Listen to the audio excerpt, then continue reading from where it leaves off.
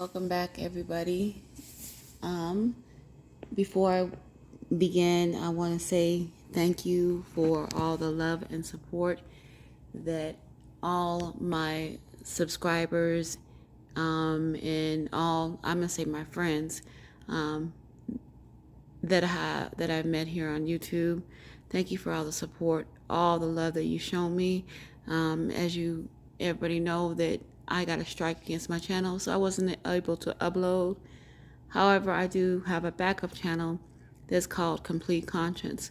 Now, I know that I should have been uploading on that backup channel along with all the other videos that I've been doing over the past year. But however the case may be, my confidence level is one that when I put my foot down, I feel that my foot's going to be put down and I don't need to keep on going back and forth. And that's it. But YouTube has proven me wrong. Now, my fight with YouTube is that they wrongly took down my video. They wrongly gave me a strike because they said that the reason why is for medical misinformation, which is false because the video clearly states just my opinion and my experience. And there is tons of YouTubers, tons of videos that I've seen that go even more depth, and I would think that they would take their video down. I'm a small channel, okay? I have about 1,200, maybe 1,200, 1,250 subscribers. I don't know. And you know, it really doesn't matter. I just want the truth to be told, and I want people to listen. And when you start telling the truth and people start listening, they want to silence you. Okay, that's been proven time and time again. But I'm not going to get into that. I want to kind of make this video, and this is going to be a long one, okay, because it's all the videos that I wanted to upload. I'm just going to compile it in one. I've done a lot of editing. I've done a lot of just going back and forth. But there is some things that I want to go over. This video probably is going to be the one that ends all, because it's going to be the ones that it's going to be the one that, for those who are really woke, we already know about this, but the ones that have been fake woke, this is really going to slap you in your face, okay? You're probably going to hate me after this. You're probably going to unsub to me because I'm probably going to hurt your feelings. I'm probably going to step on some eggshells, and you're probably going to report me yourself, because this is a real sensitive subject. I'm going to talk about some stuff that I've been wanting to talk about, that some truth seekers have probably wanted to talk about, but they were too frightened or too nervous to talk about it because of the backlash, okay? Or afraid with what they might be called, okay? But I'm not afraid to tell the truth. I'm not afraid to speak my mind, so I'm going to put it out there. And I'm going to put it in so many words so you do understand and you do not misunderstand or misinterpret what I'm trying to say. So please understand and understand me clearly, because this has been basically the deploy and the division that they've been trying to do to us since day one, okay? Now, I'm going to get into current situations that have been going on, and go back as far as the 1940s, 1950s, because that's when television first started televising these events, okay? And you'll see what I mean. And also, let me tell you this. Let me give credit to this YouTuber that actually woke me up to this, and his name is Chosen King. I do believe he goes by the name of Power of God. He is the one that really opened my eyes to this deception and had me really thinking he's absolutely right. So I want to give credit. I do have a few of his clips in this video, and I'm going to leave a link to the description of his video, because I want you to go and look at this video of the documentary that he did, because he did an exceptional good job on this. I'm just taking bits and pieces. However, I did do my own work and my own research. So this is my video, but I did use clips and things from his documentary as well as other media, because you have to. That's how you do research. Okay, and with that said, I want to add this disclaimer. I was going to put the copyright graphic up there, but I don't think that does any good, to be honest with you. So you could hear it out my own mouth. YouTube, and for those who fear that I might be copyrighting them, let me tell you something. This is the Fair Use Act. I have the right to that. And also to the YouTubers, YouTube algorithms, or the YouTube staff, whoever goes through videos and picks it apart and tries to decide on, what's in, what could be flagged and what could be given a strike. Let me state this, and this is for legal purposes only. So you need to hear this out. This is my opinion. This is my theory and my experience only. I'm not putting this information out on anybody. I'm not misinforming anybody. These are facts. These are already events that have already happened. I am simply reporting on them and stating my opinion. All right? I have that right. I have that amendment right.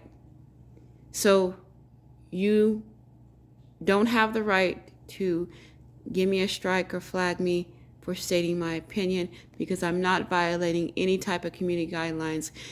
If that's the case, then you need to take down everybody's channel. You need to give everybody a strike, because everybody on YouTube has their own opinion. So with that said and done, let me go ahead and continue on with this video. And this is actually part 2 of Are You Fake Woke? Like I said, I'm going to talk about current and past events. Now, we all aware of the Gucci boycott movement, and Soldier Boy, H&M, and Starbucks. Okay, we all went through that boycotting. Why? Why did we boycott them? Okay, because Gucci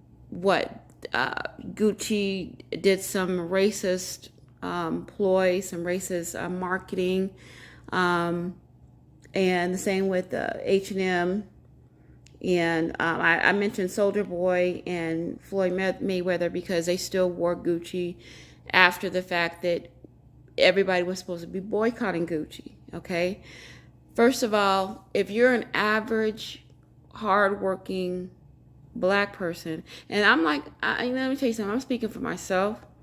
All right, I'm not gonna go spend $2,000 on a pair of eyeglasses or a pair of sunglasses, okay, when I could just go buy a perfectly good pair for $20 or $30. Not to say that I can't afford them.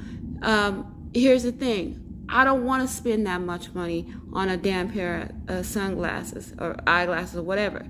Whatever the case may be, I'm not going to spend $2,000 on anything that is going to take money out of my purse, my account, that I could use that money, go towards my family and something that's going to help them out, not to try to floss and try to look good in front of somebody else. That's just me, all right?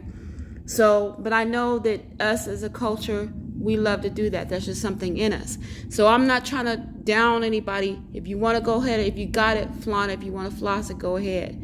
But I'm just saying that's just something that we always do to try to impress the next person. And I notice that we only do it to our own people, okay? This is a fact.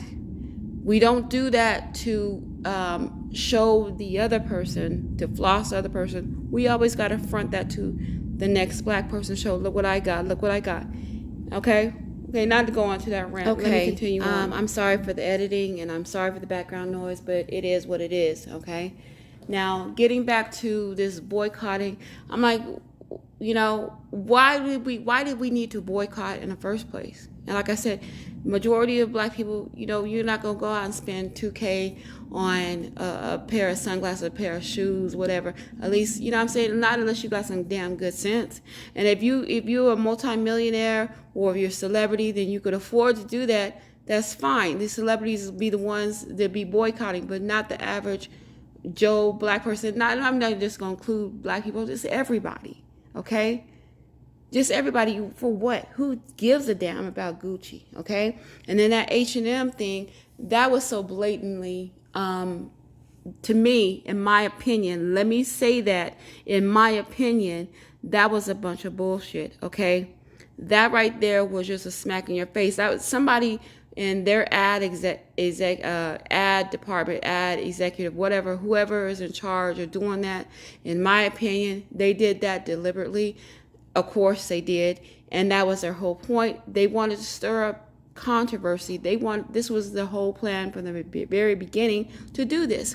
The whole point of that was to get your attention, to get people start talking, to get people in an uprising, to get people upset.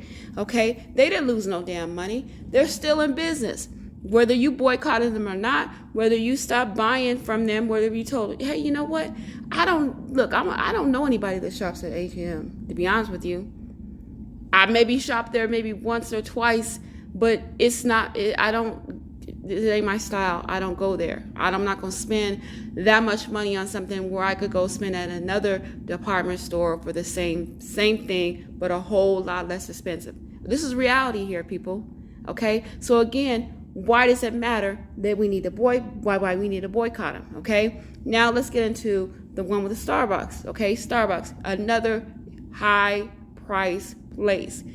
I got coffee at home. I got my own Keurig maker sitting over here that I can make my own coffee. Okay, now you understand that people go to work and they're on the run and they need a big old, $7 small cup of coffee. That's fine. If you want to spend that much money, again, I'm getting back to why we needed to boycott in the first place. It makes no sense to me. Okay, just to stir up trouble, just to start the division. Okay, now I'm gonna get in. We're gonna go back into past events, but I want to get into this whole division of the races and how this has been started since television started, since the broadcast in the 1940s, or whenever they started. Whenever we can watch television and see what was going on with our own eyes. It wasn't just word of mouth. It wasn't no newspaper print. It wasn't, it was there for our eyes to see. So it was a whole different world to those seeing. It wasn't no radio broadcast, because I guess back then before they had TV, it was just radio. You listen to what radio, and basically just radio stories, like story time. It wasn't no real news or what going on now with the media and their bullshit ass lies. In my opinion, let me state that. Okay, you're gonna probably hear me say it, in my opinion, every 5 seconds here, just to for those ones listening and ready to flag down my video. Okay, and like I said, this is gonna be a long video, but sit back. I promise you, it's worth it. Okay. So as I was saying, I'm going to get into these not so current, but it's going to lead up to where the division is. Okay. And this is going to, are you fake woke? I'm going to bring up these names, and I hope that I don't get flagged for mentioning, because I know that you're super sensitive about mentioning names. I'm not trying to invoke anything. I'm just talking about what's already been talked about in the media. And these are the names: Sandra Bland, let's see, Trayvon Martin is one I want to talk about, and George Zimmerman. And I'm going to go in, it's going to end up talking about Emmett Till. And Emmett Till, actually, I was going to say he's probably the first televised racial division psyop, in my opinion, that was televised. Okay, let's talk about here. Let's first start talking about Trayvon Martin, because I've been wanting to talk about this for years, actually, but I never figured a way to talk about it. But I'm pretty sure there's been other truth seekers that have talked about it. I haven't watched any of their videos, or have they broke it down, or maybe they did talked about it, but they got taken down. But I'm going to talk about it. And it's not such a matter that's going to offend anybody, but I have to tell the truth, okay?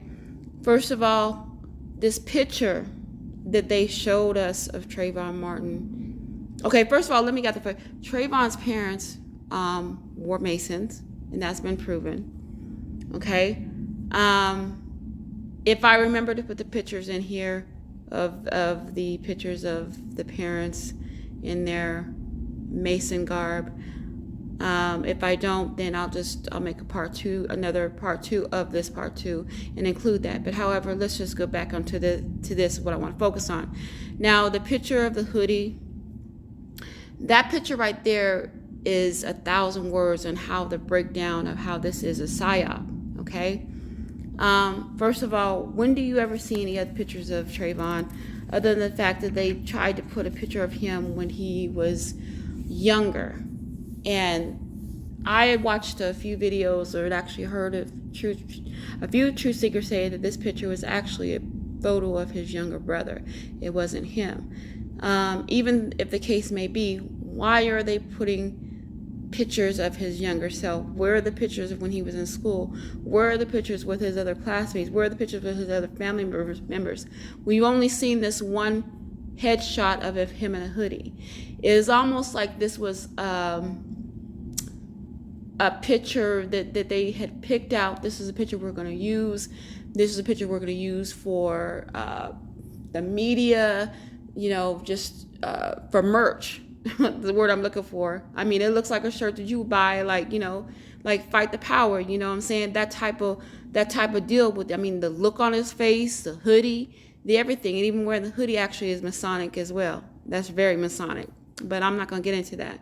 Okay. And also, I'm trying to figure out this young man's age at the time of his death, because I heard 3 different ages through this whole story. First, I heard 14, then I heard 15, and then lastly, I heard 17. So over the years, his age has changed. Okay. So I'm really kind of confused on what age did this young man supposedly have passed away at. It makes no sense to me. Okay. I want to get in also to the accused, George Zimmerman. Okay. There's been breakdowns of this. There's been other videos of other Truth Seekers videos I've seen. And first of all, I'm going to tell you something. George Zimmerman is not Caucasian. I don't know who in the world, what in the world, whoever thought, yes, he may be a lighter shade of melanin, but he is not full Caucasian. Matter of fact, I even thought that he was biracial or maybe multiracial, because it's very clear to me that this is not a 100% Caucasian. So for them to push that he is in some kind of white supremacy group or whatever he was accused of being, or allegedly, or whatever, I'm not too sure on that, but I do know that he was looked at as being here's a white man that killed a black boy. Okay. That's what they went on. And they also went on, because he was more of an aggressor. Now,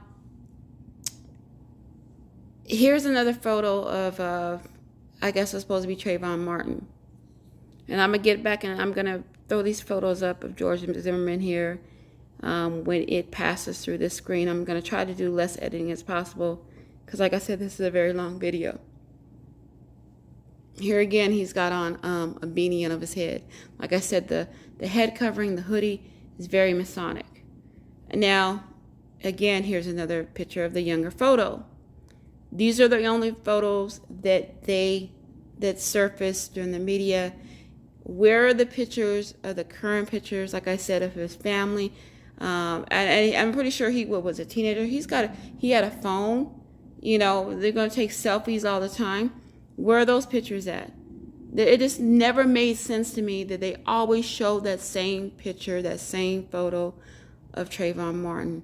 Made absolutely zero sense to me. But then when I started, investigating and figure out, the parents, they're Masons. It's starting to make sense to me. It's starting to come to make sense. Okay. Now, these stories are these stories that I'm talking about, Trayvon. I'm going to bring up Sandra Bland here in a minute. And Emmett Till. They all have something in common. I'm going to talk about that at the end of this video. Now here's a picture of George Zimmerman. Now you tell me, does he look like he's white to you? That does not look like a full white Caucasian man whatsoever. I mean, I could even say to me, my eyes, he even looks like he's Hispanic, Latino, even Arabic, but he is not Caucasian. So for them to try to pass us off, if they're going to use this psyop of this being a black and white thing, then they should have picked somebody that looked a little bit more Caucasian than him, because he didn't pass for me, okay?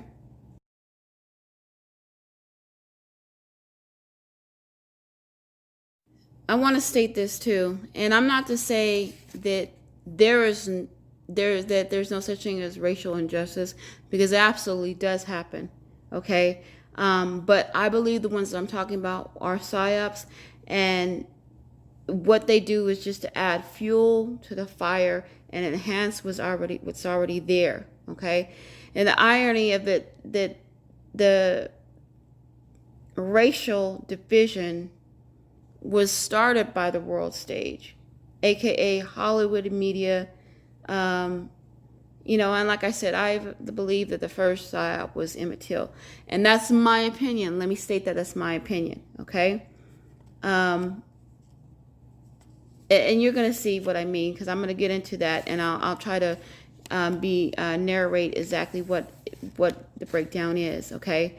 Now I want to get into and look at these. Wait a minute. Do you see all these different photos of George Zimmerman? This picture right here, now I don't know if this picture is real or not. I'm just going to throw this up here and I'm going to let you make your own decision. This is just a picture from the internet.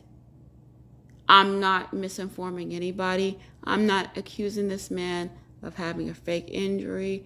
I'm not accusing him of anything. I'm just simply putting a picture up, and you come to your own decision.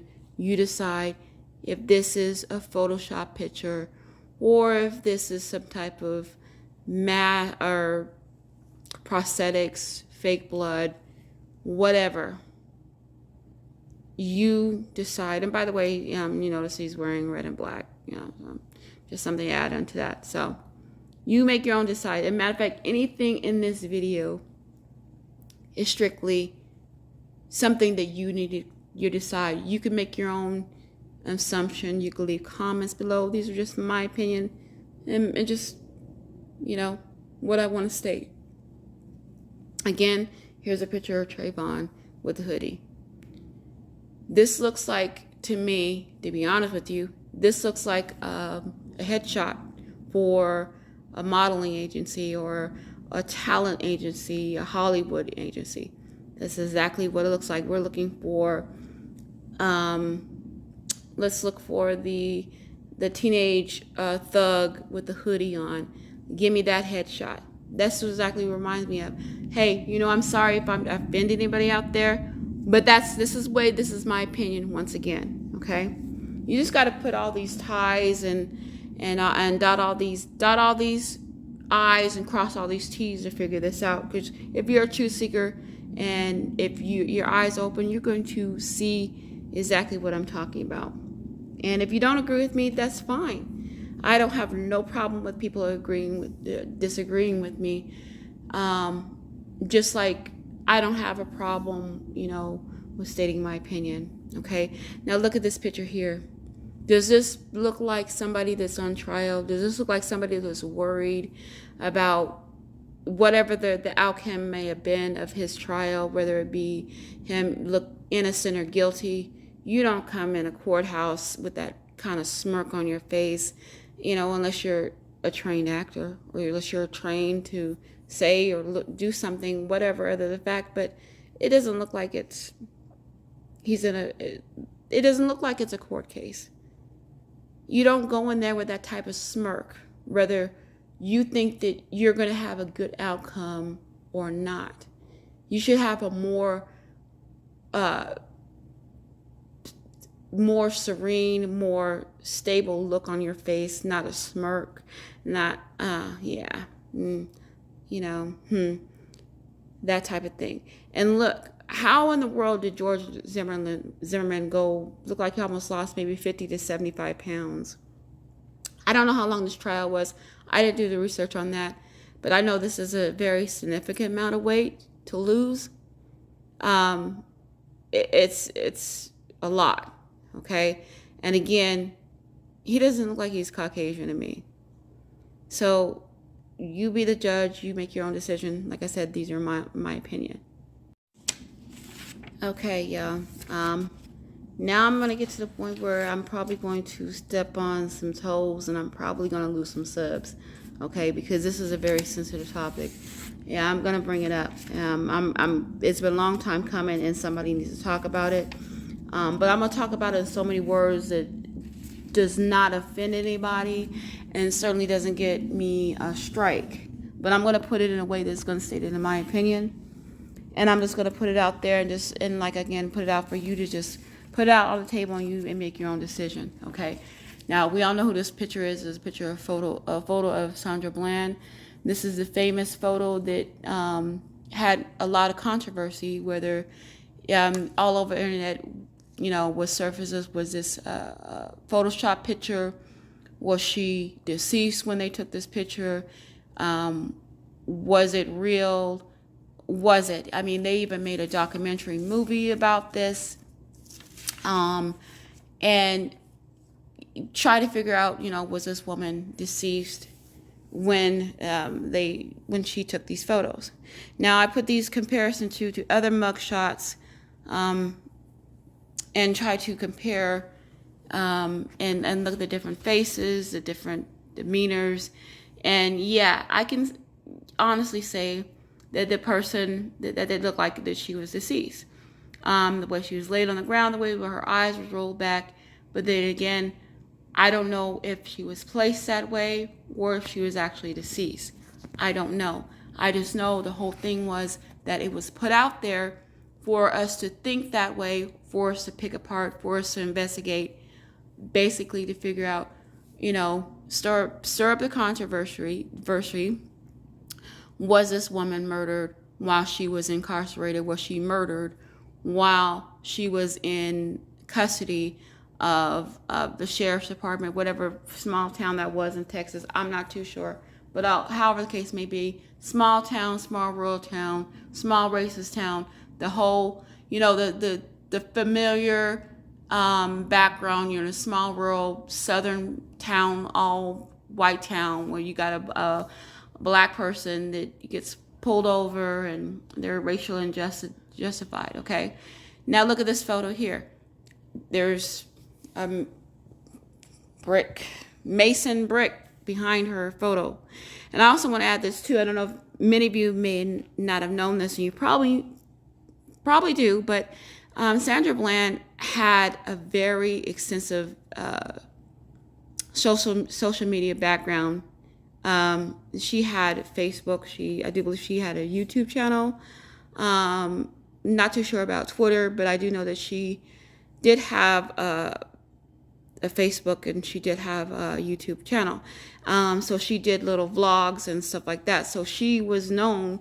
And so the controversy is I guess if this woman did come up missing, because she was an activist, she said some outlandish things. So the whole thing is that she was being outspoken, and I think it's gone along as if she spoke too much, or if she ran into the wrong person, this was probably going to happen. And I'm saying this to say, because this is stated in the documentary, okay, a documentary that is published by HBO. I'm not making this up. This is not my opinion. This is an actual fact, okay?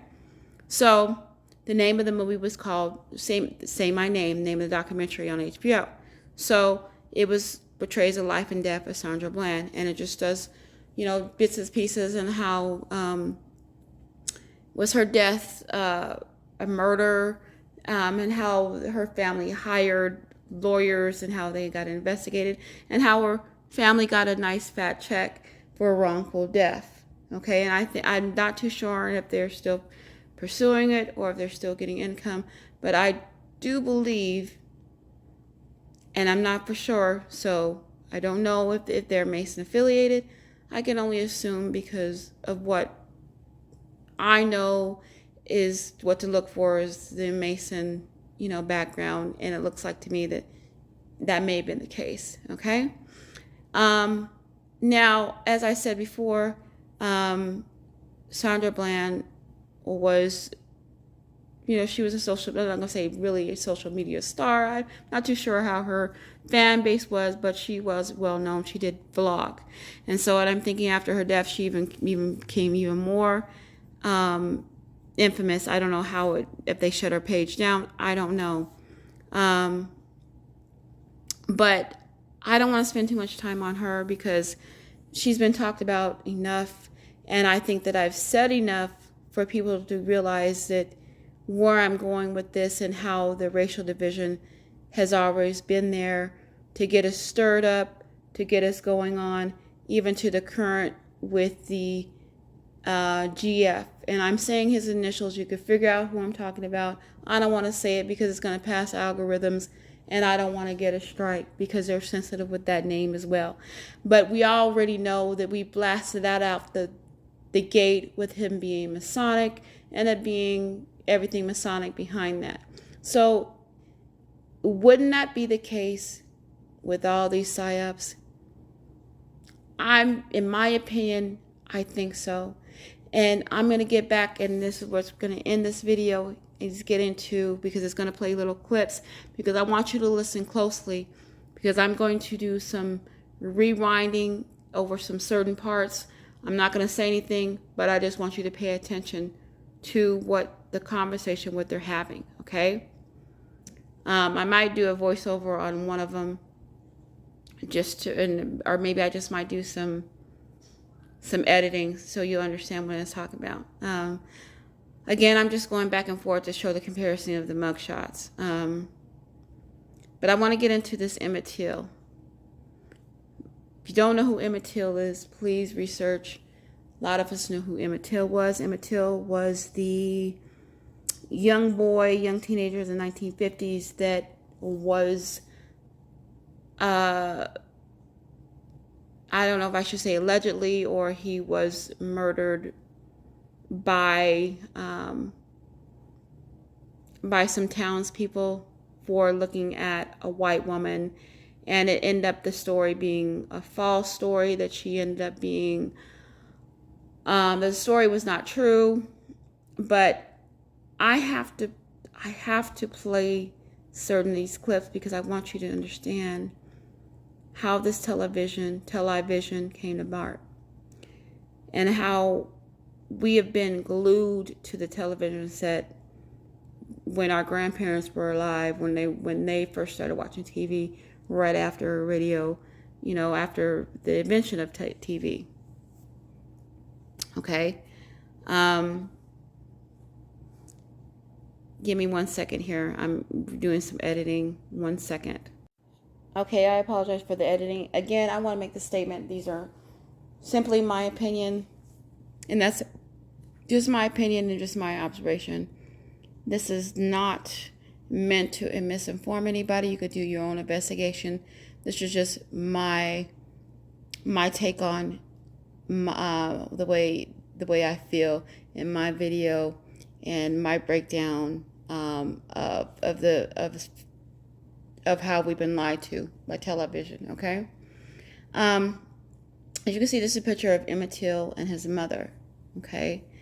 I also noticed some things very, very clearly. I pay attention to every detail, especially the older pictures, because a lot of times, well, you got to know, and before we had the digital pictures, before we had the HD pictures, before we had any type of high definition cameras, those cameras picked up everything. I mean, it's like because I guess the way they take them, you have to be developed and all that kind of stuff. So things in those pictures, they're going to count, and they make a lot of difference. Like the way somebody smiles, the way somebody looks, the way they're wearing, the clothing, the background.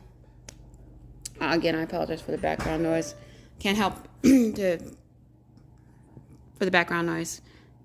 Okay, getting back on track here. So, but getting back to the photos, you have to pay attention to everything, because it's not, you can't change you can't do digital changing back then. So I noticed it in a lot of these pictures that the same clothing has been worn. Now I understand that people take photo shots and you're going to wear the same thing, but you just have to pay attention. You're going to see the difference here. And also, important keynotes here. The woman, Carolyn Bryant, was the lady that accused Emmett Till of, making a pass at her, which aggravated this town, this small town, which is, it was segregated, but it wasn't segregated because they still catered to black patrons in their store, as told in the documentary. So that's what I have a really hard time understanding. If the segregation, I know segregation happened. I know that racial injustice happened. So do not get me wrong when I say that it did not happen. But I'm saying the way the media portrayed it and the way they're doing it today is that they overhype it and they over exaggerate it to get us hyped up, to get the division going. You understand what I'm saying? And that's what's always been going on from the very beginning, since we were able to watch television, okay? Or read the media, okay? Now, I'm going to let this documentary play, or I'm going to let the clips play, and you just look at the photos, look at the expression on the faces of this. These are staged pictures. You can't tell me that this is not a Hollywood stage photo. Make note of what they're wearing. All white shirts, very Masonic. Black ties, very Masonic. There's also a clip in here that I want you to pay attention to. We're going to get into the mask, and this is where it's probably going to be very sensitive. This is probably where it's going to step on some toes here. Did they have masks back then? Absolutely.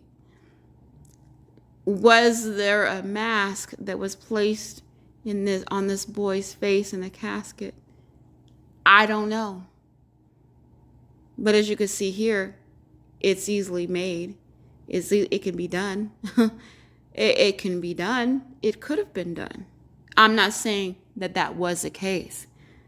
I'm just saying that it looks like it could have been a possibility. Okay. With that said and done, I'm going to go ahead and let this video clips play. And also one more side note here. Carolyn Bryant, the woman accuser, she also was a 1950s actress. And she's also still listed in the IMDb database. If you're not familiar with that, that is a website where all actresses and actors register under the Actors Guild. So that means that they have to have taken place in some type of Hollywood movie, some type of Hollywood commercial to be listed and accredited on that website. Okay? Just a side note, just something to ponder on that. Okay? But I do want to end this, and like I said, all the statements and all the opinions, I want to say once again, are my opinions. And I'm not trying to misinform anybody. I'm not doing any hate speech. I'm not doing any type of bigotry, hate, or anything. I am not breaking any type of community guidelines whatsoever. So if anybody anybody viewing this video, and if my video just gets shut down, know that that I did not break any community guidelines, and anybody that works for YouTube or tries to take them down my channel, you're in violation, and there's nothing that you should shut this video down for, okay, whatsoever. When there's dozens upon dozens of videos of people doing the same thing that I do, and they've got a larger amount of subs, and but I guess when the truth seeking, and by the way, I don't get paid by you, YouTube, for you to give me a strike as if I was being punished, other than the fact that I'm doing this out of my own heart and out of my own time, because I'm a truth seeker, because I have the passion to tell the truth. So I just wanted to make that statement, and I'm, like I said in this video, and I have been wanting to say this for a while. Stay safe and stay strong, and I hope to see you next video, and thanks for watching. When white women was on the streets, you had to get off of the street. That was a way of life. And all a white woman would have to say was, that nigger kind of looked at me, assessed me. So we're talking about a way of life that in this part of the country that was enforced by law. This was the home of Mose Wright. It was from this shack the state alleges Emmett Till was taken by Roy Bryant and J.W. Milam. The house was as dark as 1,000 midnights. You couldn't see. It was like a nightmare. I mean, someone come and stand over you with a pistol in one hand, a flashlight, and you're 16 years old. This is a terrifying experience. No, got him out.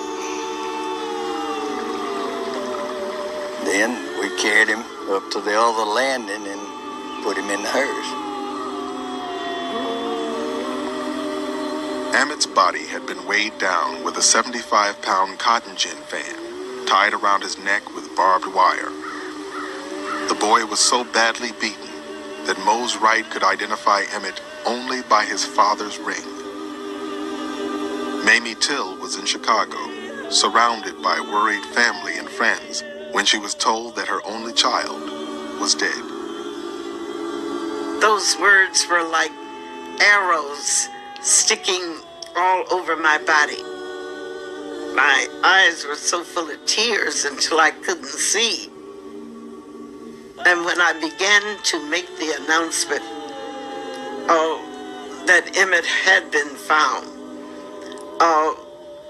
and how he was found, the whole house began to scream and to cry. And that's when I realized that this was a load that I was going to have to carry. I wouldn't get any help carrying this load.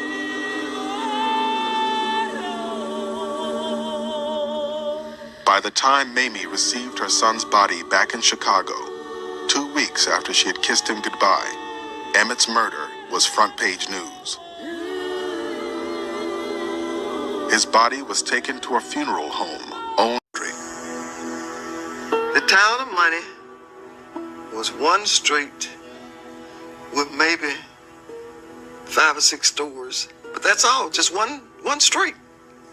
Wasn't much. Wasn't really a town. At one end of Money was Bryant's Grocery, which made a business of selling candy to black kids and provisions to field hands from nearby plantations. Roy Bryant, a 24-year-old ex-soldier, and his wife Carolyn owned the grocery and not much else. The Bryants lived with their 2 boys in cramped rooms behind the store. Roy's half-brother, J.W. Milam, helped out around the grocery. The 235-pound Milam was a hard-drinking man with a reputation for being tough on anyone who got in his way. On a steamy Wednesday afternoon, Emmett and 7 other teenagers piled into Mose Wright's old Ford and headed to Bryant's grocery. The day that we went to the store in Money, we were picking cotton first half of the day and the second half because it was so hot. My uncle drove the car and we took off to Money to get some refreshments, just general things you buy in a store. Roy Bryant was out of town, leaving his wife Carolyn alone behind the counter when Emmett and his cousins pulled up. Other customers were sitting outside, talking and playing checkers in the cool of the shade. One or two at a time, the boys drifted into the store and back out again with a cold drink or a piece of candy. Then Emmett went in and bought 2 cents worth of bubble gum. According to witnesses, on his way out of the store, Emmett turned to Carolyn Bryant and whistled. She stormed out. We all got scared and someone said she's going to get a pistol. That's when we became afraid. Said she's going to the car to get a pistol. And as she went to the car, we all jumped in my uncle's car. I'm going pretty fast and dust is flying behind us. And of course, Emmett Till begged us not to tell our grandfather what it took place. And we didn't. This was on a Wednesday, and we didn't tell them what had taken place. So Wednesday went by, Thursday went by, nothing. Friday, we forgot about it.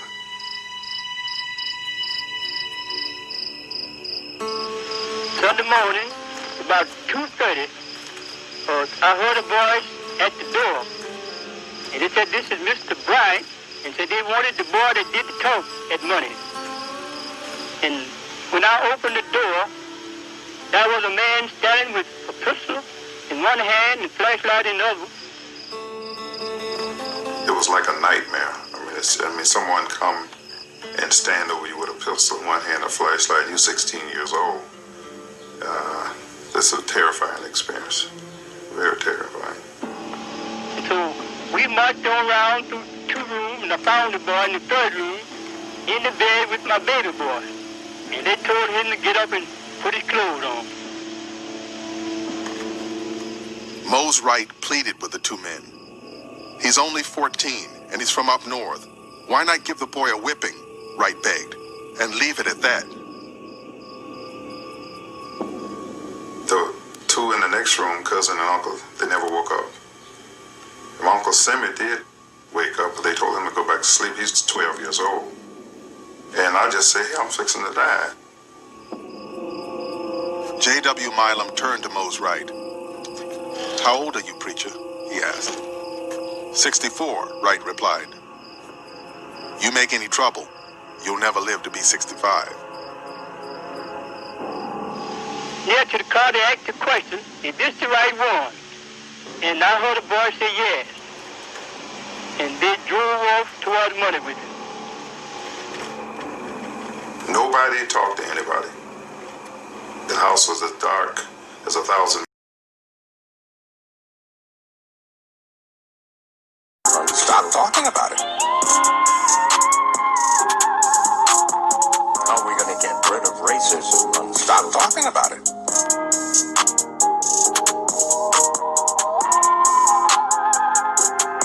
How are we going to get rid of racism? Stop talking about it.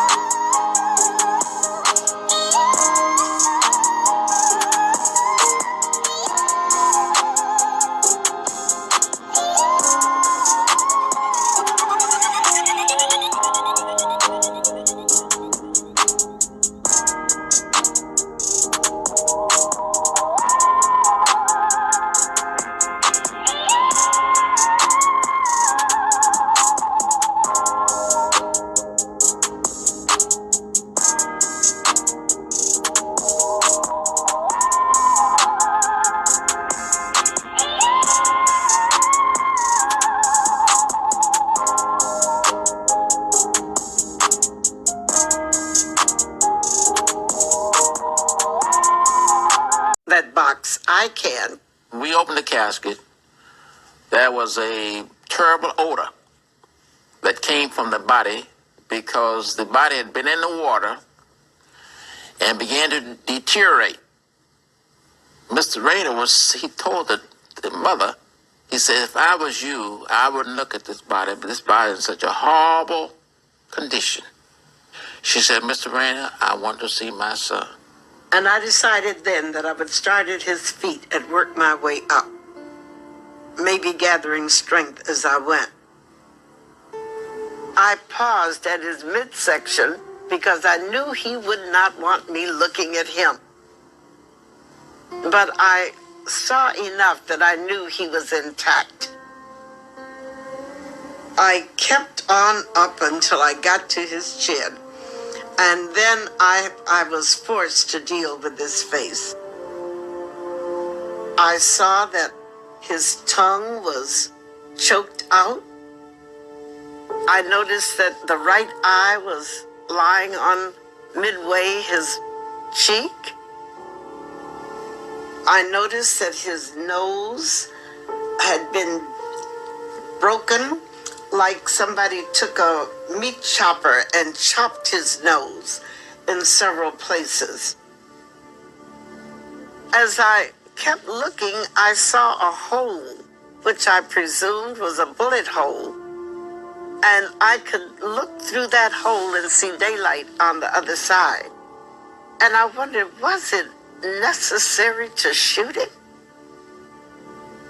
Mr. Rayner asked me, he said, do you want me to touch the body up? I said, no, Mr. Rayner, let the people see what I've seen. I was just willing to bear it all. I think everybody needed to know side. And I wondered, was it necessary to shoot it?